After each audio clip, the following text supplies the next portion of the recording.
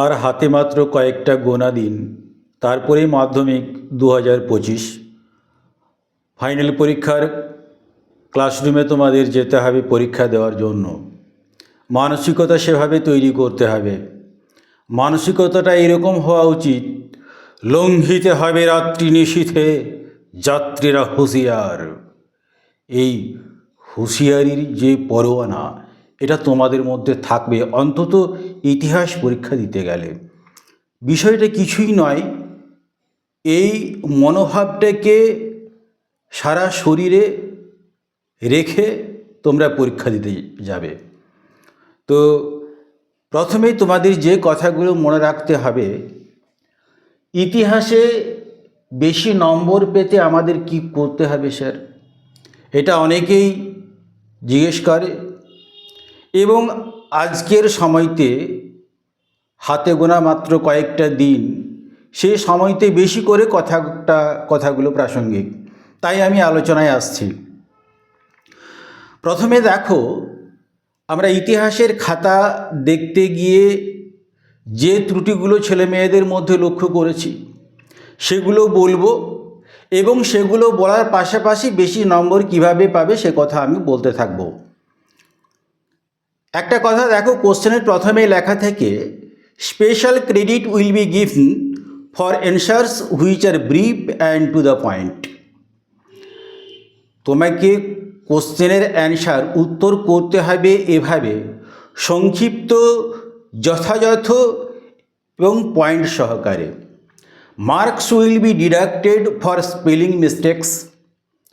বানান ভুলের জন্য নাম্বার কাটা হবে।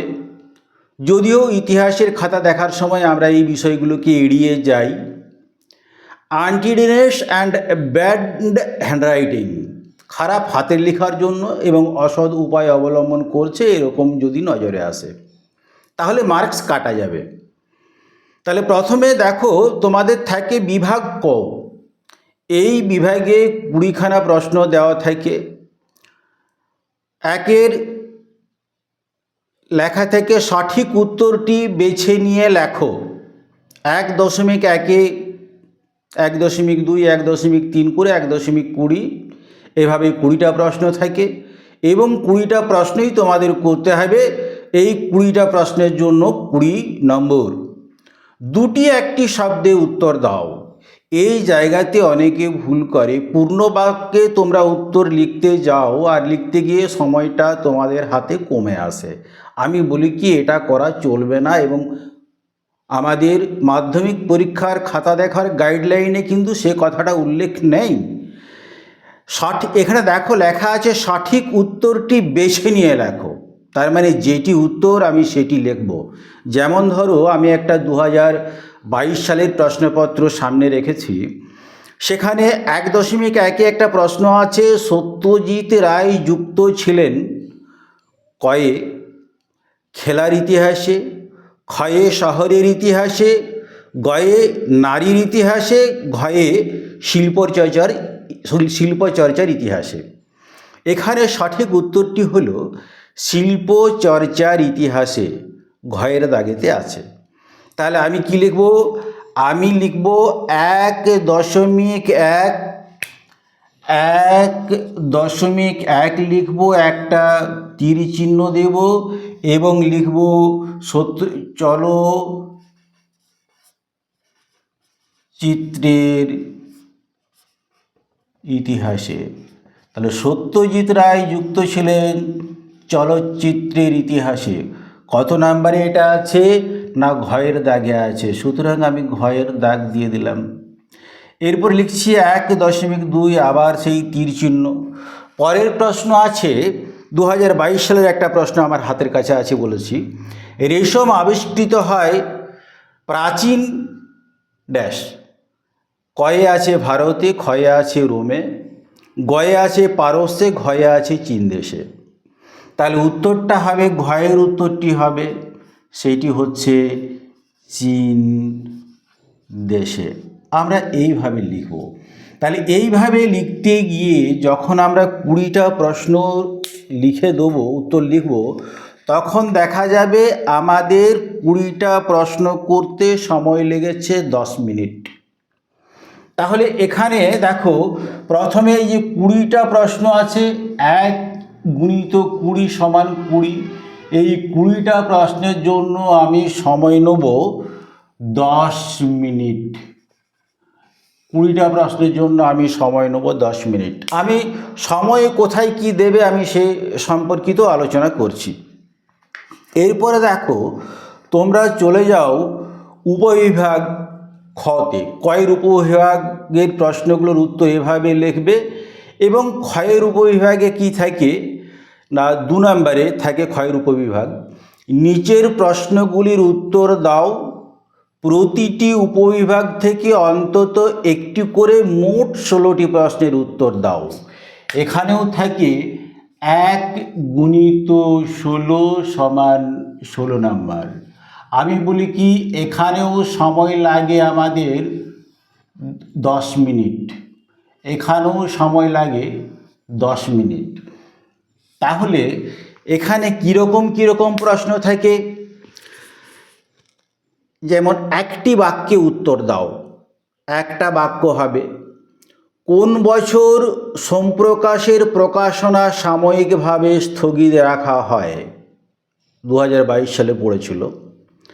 আমরা কি বলবো 1878 খ্রিস্টাব্দে সোমপ্রকাশ পত্রিকার প্রকাশনা সাময়িকভাবে বন্ধ হয়ে যায়। তাহলে আমরা মূল প্রশ্নের নাম দাগ দেব 2.1.1, অর্থাৎ 2-এর দাগের 1.1-এর প্রশ্নটা এভাবেই লিখব। সোমপ্রকাশ পত্রিকার প্রকাশনা 1878 খ্রিস্টাব্দে সাময়িকভাবে স্থগিত হয়ে যায়। তারপরে দেখো একটা প্রশ্ন আছে এই 2-এর দাগের এই 2.14, এখানে একটা প্রশ্ন আছে যে বিদ্যাহারাবলী গ্রন্থটি কে রচনা করেন? আমরা উত্তর বলবো ফিলিক্স কেরি। ফিলিক্স কয়দন্তস্য ফিলিক্স কেরি। ফিলিক্স কেরি বিদ্যাহারাবলী গ্রন্থটি রচনা করেন। তাহলে এইরকমভাবে দেখো একটা থাকে সরাসরি প্রশ্ন, আর কি থাকে ঠিক অথবা ভুল নির্ণয় করো। তাহলে একটি বাক্যে উত্তর দাও এরকম প্রশ্ন থাকে 4টি, ঠিক বা ভুল নির্ণয় করো থাকে 4টি, ক স্তম্ভের সঙ্গে খ স্তম্ভ মেলাও থাকে 4টি, আর ম্যাপ করতে বলে 4টি। তাহলে মোট কত হলো 4 4 8 4 12 4 16, আর সঠিক ব্যাখ্যাটি নির্বাচন করো। বিবৃতি থাকে এবং 3টে ব্যাখ্যা দেওয়া থাকে। যেমন দেখো 2 এটা উপবিভাগ হচ্ছে 2.5। তাহলে 1 2 3 4 5 5টা উপবিভাগ থাকে, 5 4 20টি প্রশ্ন থাকে এবং 20টি প্রশ্নের মধ্যে আমাদের 16টি করতে হয়। এই জায়গায় অতীত অভিজ্ঞতা থেকে আমি দেখেছি ছেলেমেয়েরা যেটা করে 16টি প্রশ্নের 16টিই উত্তর করে দেয় এবং দেখা যায় 2-1টা ভুল হয়। সেক্ষেত্রে আমরা কম নাম্বার পাওয়া যে প্রশ্নের উত্তর 0, সেই 0টিকে বাদ দিয়ে বেশি উত্তর পাওয়া প্রশ্নের উত্তরগুলোকে গ্রহণ করি। আর সেই জন্যে এই উপবিভাগ থেকে 16 নাম্বারের 16 নাম্বার সকলেই পেয়ে যায়। আর ম্যাপগুলো তো ভীষণ সোজা থেকে, এর আগে আমি একটা ভিডিও দিয়েছি ম্যাপের ভিডিও, তোমরা যারা দেখেছো তারা নিশ্চয়ই পারবে। এবং যে কটা 10-12খানি আমি সাজেশন দিয়েছি 10-12খানার মধ্যে তোমরা 5টা করতে বলে 5টাই পাবে, এই বিষয়ে আমি নিশ্চিত। এবং আমার যে সাজেশন আছে তা ফেল করবে না, এটাও আমি নিশ্চিত। সাজেশনের ভিডিও আমি আমার দিয়ে দিয়েছি, সাজেশনের ভিডিও আমি করেছি। তাহলে এখানে দেখো কিভাবে লিখতে হয়, নিম্নলিখিত বিবৃতিগুলির সঙ্গে সঠিক ব্যাখ্যাটি নির্বাচন করো। এখানে যেমন ধরো একটা বিবৃতি আছে, 1817 খ্রিস্টাব্দে পাশ্চাত্য শিক্ষা বিস্তারের জন্য হিন্দু কলেজ প্রতিষ্ঠিত হয়। এখানে তিনটে ব্যাখ্যা আছে বিবৃতির এগেনস্টে। এই কলেজে শুধুমাত্র হিন্দু ছাত্রদের প্রবেশাধিকার ছিল, ব্যাখ্যা 1। ব্যাখ্যা 2, এই কলেজে হিন্দু ও ব্রাহ্ম ছাত্রদের প্রবেশাধিকার ছিল। ব্যাখ্যা 3, এই কলেজে সকল ধর্মের ছাত্রদের প্রবেশাধিকার ছিল। তাহলে এখানে ব্যাখ্যা 3টা ঠিক হবে। তাহলে যেটা আমাদের করা উচিত সেটা হচ্ছে, ধরো উপবিভাগ 2.5-এ আছে, তো আমরা লিখব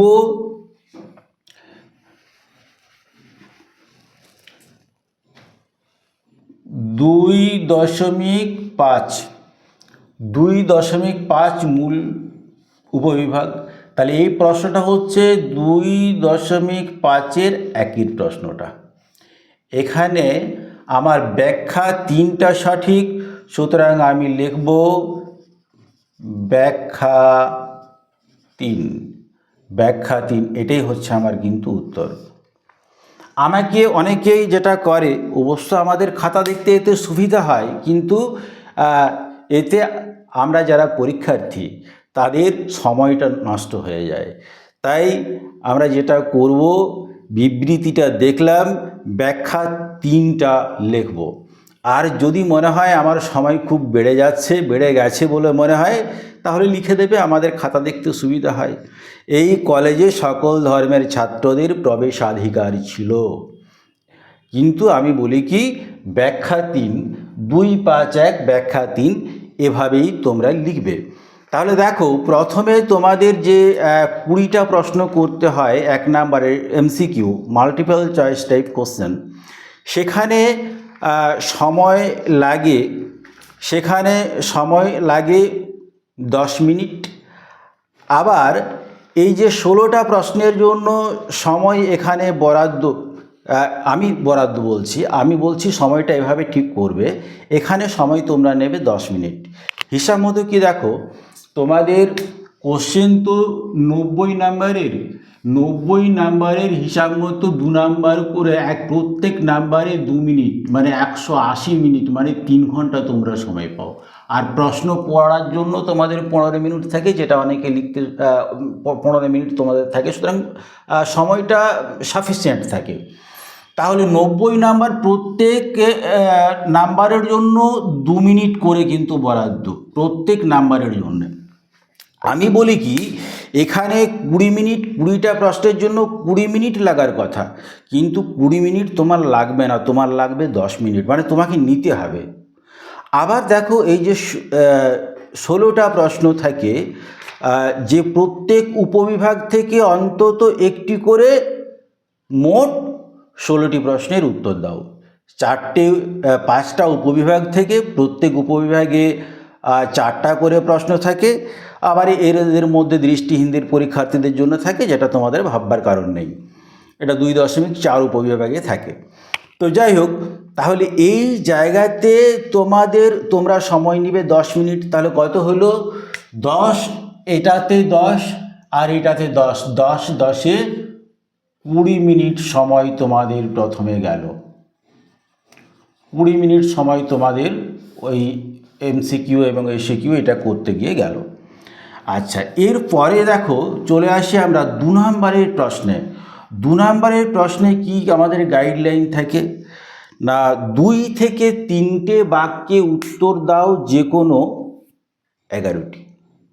আমাদের প্রশ্ন থাকে কটি? 16টি থাকে।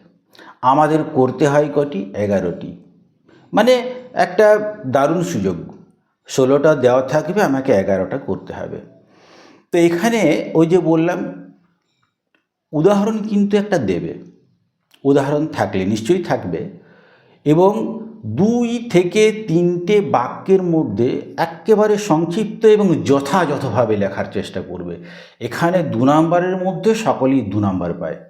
আমরা মূলত 1.5 নম্বর না দেওয়ার চেষ্টা করি, হয় 1 নয় 2, এটা বেশিরভাগ ক্ষেত্রে আমরা দিই। তাই এখানে 11টা প্রশ্ন থাকে, 11 দুয়ে 22, 11 দুগুণে 22। এই 22 নম্বরের কিন্তু ম্যাক্সিমাম ছেলে মেয়ে পেয়ে থাকে যারা একটুখানি অন্তত বইটা পড়েছে। আমি নিশ্চিত তোমরা পাবে। তাহলে এখানে টু দ্য পয়েন্ট, যেমন ধরো এখানে সামরিক ইতিহাস চর্চার গুরুত্ব কি 3.1-এ মূল উপবিভাগ হচ্ছে গ। আমরা প্রথমে লিখব বিভাগ গ, এইটা আমরা বেশিরভাগ ক্ষেত্রে লিখি না। বিভাগ গয়ের পরে মূল প্রশ্ন হচ্ছে 3-এর, এবং আমরা 3-এর দাগের 1-এর উত্তরটা করতে যাচ্ছি। এখানে কি হবে দেখো, সুন্দরভাবে একটা মার্জিন থাকবে। আমি দেখো এই মার্জিনে কিন্তু দাগ নাম্বার দিচ্ছি। আবার খাতার বাম পাশে একটু বেশি, বাম দিকে একটু বেশি মার্জিন থাকবে, ডান দিকে তুলনামূলক একটু কম। মানে এটা মার্জিন, আর এটা এই দিকটা হচ্ছে মার্জিন, এবং উপরের দিকেও কিন্তু একটা মার্জিন থাকবে। তোমরা যেটা স্বভাবত দাও। এখানে আমি মূল হচ্ছে 3-এর দাগ, তার 3.1-এর উত্তরটা আমি করতে চাইছি। একেবারে এখান থেকে কিন্তু নয়, প্রথম থেকেই প্যারাগ্রাফ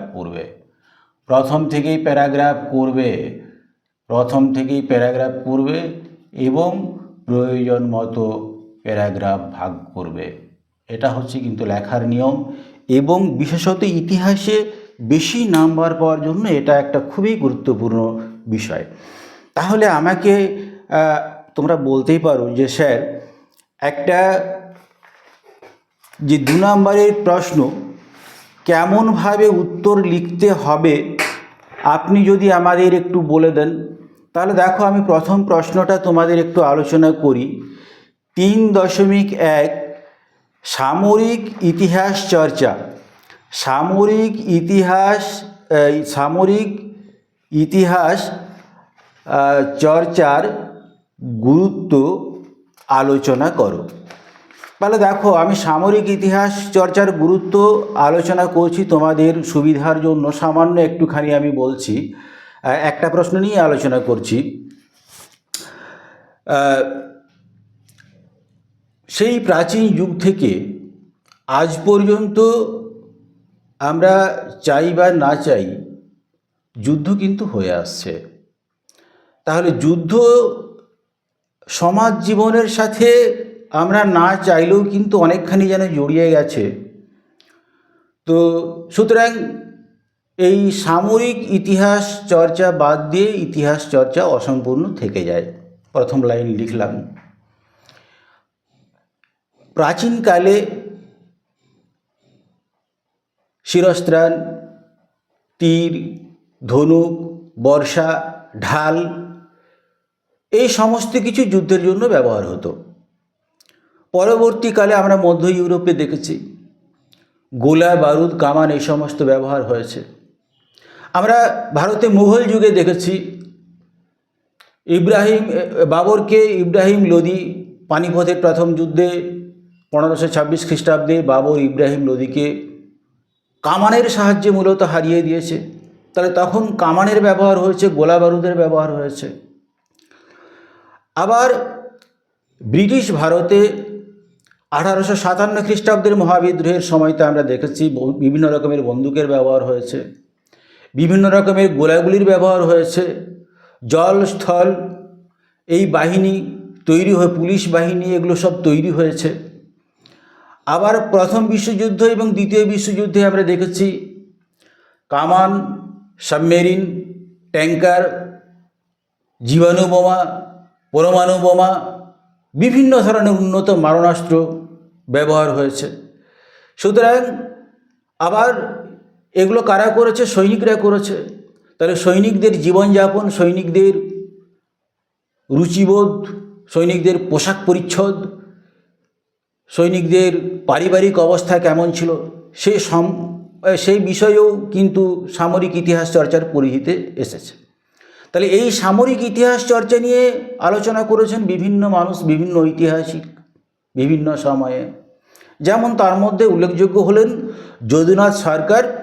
তিনি আলোচনা করেছেন তার গ্রন্থ মিলিটারি হিস্ট্রি অফ ইন্ডিয়াতে। তাহলে মিলিটারি হিস্ট্রি অফ ইন্ডিয়া এই গ্রন্থে যদুনাথ সরকার সামরিক ইতিহাস সম্পর্কে বিশদ আলোচনা করেছেন। আমি যে কথাগুলো বললাম এই কথাগুলো যদি পরীক্ষার খাতায় ফুটে ওঠে একেবারে 2 নাম্বারই। তাহলে আলোচনার স্বার্থে হয়তো একটু বাড়িয়ে বললাম, কিন্তু তোমরা লেখার সময় এগুলো একটু গুছিয়ে লিখবে। তাহলে দেখো আমরা 2 নাম্বারের প্রশ্ন কীরকমভাবে লিখব সে সম্পর্কিত আলোচনা করলাম, এবং এই জায়গাতে তোমরা সময় নেবে 1 ঘন্টা। তোমাদের সময় বরাদ্দ কত না 11টা করতে হবে। 2 নাম্বারের প্রশ্ন 11টা করতে হবে। তাহলে 2 নাম্বারের প্রশ্ন 11টা করতে হলে 11 দিয়ে 22 নাম্বার, তাহলে 2 নাম্বার করে প্রত্যেক নাম্বারের জন্য 2 করে বরাদ্দ। তাহলে এখানে সময় লাগার কথা 44 মিনিট। কিন্তু আমি একটু গুছিয়ে টুছিয়ে ভালো করে লিখব, কারণ সময়টা আমি আগে রোজগার করে নিয়েছি। যখন 1 নাম্বারের প্রশ্নের উত্তর আমি করি তখন সময়টাকে কি করেছি, আমি রোজগার করেছি এবং 2 নাম্বার এই জায়গাতে কিছু খরচ করব। তাহলে আমি বলি কি, এই জায়গাতে 44-এর পরিবর্তে তুমি 60 মিনিট নাও, মানে 1 ঘন্টা নাও। 1 ঘন্টা নাও মানে 11তে 11টা প্রশ্ন থাকবে।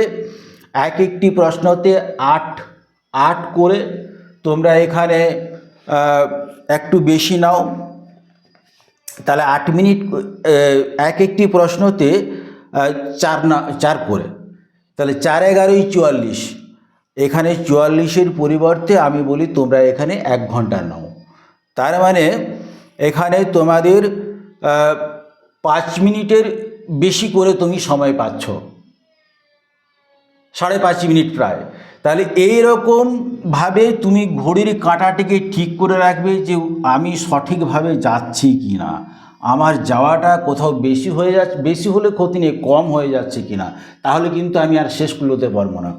তাহলে এখানে দেখো আমরা আলোচনা করেছিলাম 10 10 20 মিনিট, আর 2 নাম্বারের প্রশ্নে আমার থাকছে 1 ঘন্টা। তাহলে কত দাঁড়ালো এখানে 1 ঘন্টা 20 মিনিট, মানে 1 নাম্বার আর 2 নাম্বার মিলিয়ে 1 ঘন্টা 20 মিনিট আমি পরীক্ষার হলে বসেছি। তাহলে পরীক্ষার হলে 1 ঘন্টা 20 মিনিট বসে আছি, মানে 1 নাম্বার এবং 2 নাম্বারের প্রশ্নের উত্তর আমার শেষ হয়ে গেছে। এরপরে দেখো আমি চলে আসি ঘ বিভাগে। ঘ বিভাগে এখানে যে উপবিভাগ থাকে প্রত্যেকটি উপবিভাগ থেকে একটি করে অন্তত, আগে 2022 সালে 2টো উপবিভাগ ছিল, আর 2024 সালে 4টে উপবিভাগ হয়েছে। সম্ভবত 25 সালেও 4 নাম্বারের প্রশ্নের জন্য 4টে উপবিভাগ থাকবে। কীভাবে করতে হবে না, প্রত্যেকটি উপবিভাগ থেকে 4 নাম্বারের প্রশ্ন অন্তত একটি করে মোট 6টি প্রশ্নের উত্তর দাও। 6 গুণিত 4, 4 গুণিত 6 সমান হচ্ছে 24 নাম্বার। তাহলে এখানে আমার কটা প্রশ্ন করতে হবে, 6টি প্রশ্ন করতে হবে। এখানে 4-এর দাগে থাকে 4 নাম্বারের প্রশ্ন।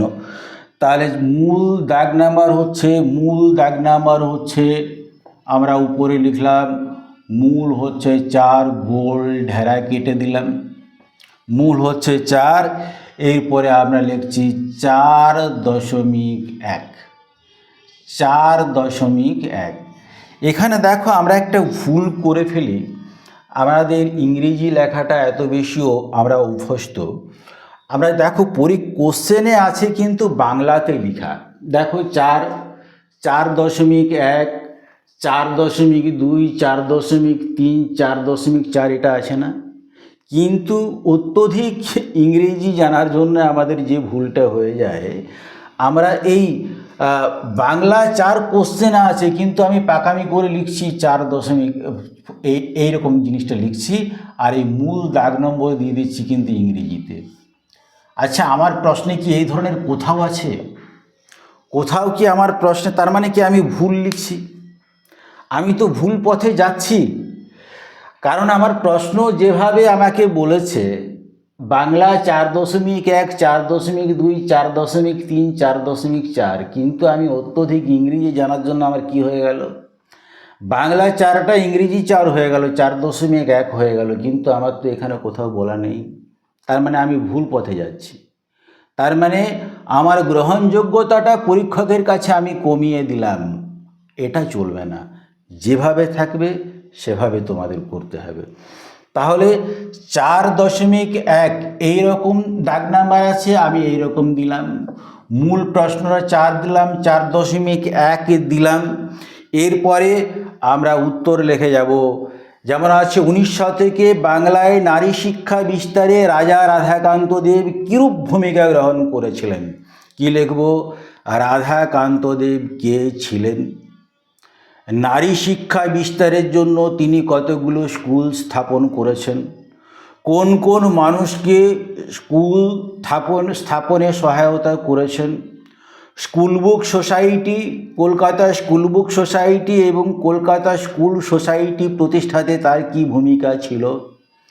নারী শিক্ষা বিস্তারের জন্য তিনি কি বই লিখেছেন এবং সেই বই লেখার জন্য বিভিন্ন সমাজ তাকে কিভাবে পুরস্কৃত করেছেন? এবং উপসংহার অংশে বলবো রাধাকান্ত দেব নারী শিক্ষা বিস্তারে কি করেছিলেন। ব্যাস 7 থেকে 8টা বাক্য, আমার উত্তর শেষ। প্রথমেই দেখো, প্রশ্ন আমাকে বলে দেবে আমি কিভাবে যাব। প্রশ্নটা এই জন্য পড়ার জন্য 15 মিনিট সময় থাকে এবং প্রশ্ন আমাকে হাতে ধরে নিয়ে যাবে যে তুমি এসো, এরকমভাবে এসো। অন্যদিকে গেলেই পরীক্ষক কুয়োতে পড়ে যাবে এবং তার হাতে লাল পেন আছে, সে লাল কলম দিয়ে সে কিন্তু কাটাকাটি আরম্ভ করবে বাজেভাবে। সুতরাং সঠিকভাবে আমরা উত্তর লিখব। আর দাগ নাম্বারটা দেবো এভাবে। প্রথম থেকে কিন্তু আমরা অনেকে করি, খাতা আছে, মার্জিন দিলাম, প্রথম থেকে এইরকমভাবে ঘেঁষিয়ে মার্জিন ঘেঁষিয়ে লিখতে শুরু করলাম। না, লেখা কিন্তু এরকম নয়। লেখা হচ্ছে আমরা বেশ খানিকটা ছেড়ে এইরকমভাবে প্যারাগ্রাফটা শুরু করব। এইভাবে প্যারাগ্রাফ শুরু করব, প্যারাগ্রাফ দিয়ে শুরু করব, পরবর্তীকালে প্রয়োজন বোধে প্যারাগ্রাফ দেবো বা পয়েন্ট আমরা দেবো। তাহলে দেখো, যে কথা আমি বলতে চাইছিলাম যে 4 নাম্বারের প্রশ্নের যে উপবিভাগটা থাকে, উপবিভাগ 4 ঘ, বিভাগ ঘ, আর উপবিভাগ থাকে ঘ 1। তো এখানে আমাদের থাকে 24 নাম্বার, 4 নাম্বার করে 6টা প্রশ্ন, 24 নাম্বার থাকে। হিসাব মতো আমি সময় পাই কত? 24 দুগুণে 48 মিনিট। আমি বলি এই 48 মিনিটের পরিবর্তে 12 মিনিট সময় তুমি বেশি নাও, মানে 2 মিনিট করে প্রত্যেকটিতে সময় বেশি করে দাও। সময় পেয়েছিলাম আমি 6টা করতে হবে। এখানে 6 মানে 24 2 48 মিনিটে আমি সময় পেয়েছিলাম। আমি বলি কি এখানে আমি সময় নেব 1 ঘন্টা, মানে 60 মিনিট।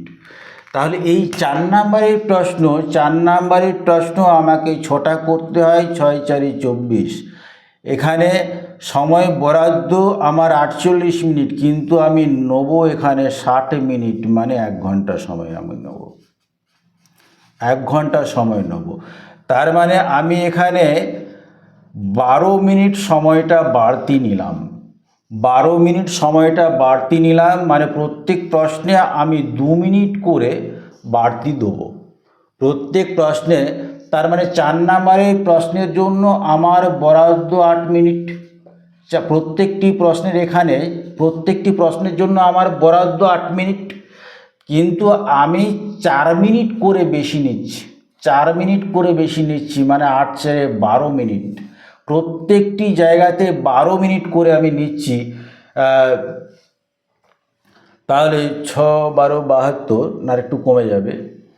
তো যাই হোক, এই জায়গাতে আমি সময় নেব 60 মিনিট, মানে 1 ঘন্টা আমি সময় নেব। 1 ঘন্টা আমি সময় নেব, না 10 মিনিট, সরি 10 মিনিট। আমার পাওয়ার কথা 8 মিনিট, আর 2 মিনিট করে আমি বেশি নিচ্ছি। 8 মিনিট সময় পাওয়ার কথা, 2 মিনিট করে বেশি নিচ্ছি। তার মানে 8 আর 2 10 মিনিট সময় আমি নিচ্ছি, আর 6টা প্রশ্নের জন্য 6 10 60 মিনিট, মানে 1 ঘন্টা আমি নেব। তার মানে হিসাব মতো আমার ন্যায্য পাওনা হলো 8 মিনিট একটা 4 নাম্বারের প্রশ্নের জন্য। কিন্তু আমি সময় নেব 10 মিনিট। কোথা থেকে পেলাম? না, আগে ওই যে প্রশ্ন উত্তর করেছি MCQ 20 নাম্বার, আর বাকি 16 নাম্বারের জন্য ওখানে 10 মিনিট 10 মিনিট, ওই যে রোজগারটা আমি করে ফেলেছি, এই রোজগারটা এখানে কিছুটা ব্যয় করলাম। তাহলে মোট কত হলো দেখো, এখানে আছে কত, 1 ঘন্টায় 20 যুক্ত এখানে 1 ঘন্টা, মানে হয়ে গেল 2 ঘন্টা 20 মিনিট। এখনও আমার হাতে আছে কত? হাতে আছে 40 মিনিট হাতে আছে। আমার হাতে আছে এখনও 40 মিনিট। তাহলে এই 40 মিনিট দিয়ে করবোটা কি? হ্যাঁ, সে কথাই আমি বলছি। একেবারে শেষের দিকে আমি চলে এসেছি। 15 বা 16টি বাক্যে যে কোনো একটি প্রশ্নের উত্তর দাও। 15 কিংবা 16টি বাক্যে যে কোনো একটি প্রশ্নের উত্তর দাও। যেমন দেখো, এখানে একটা প্রশ্ন আছে 2022 সালে, 19 শতকের বাংলায় ধর্ম সংস্কার আন্দোলনে রামকৃষ্ণদেবের ভূমিকা সংক্ষেপে আলোচনা করো।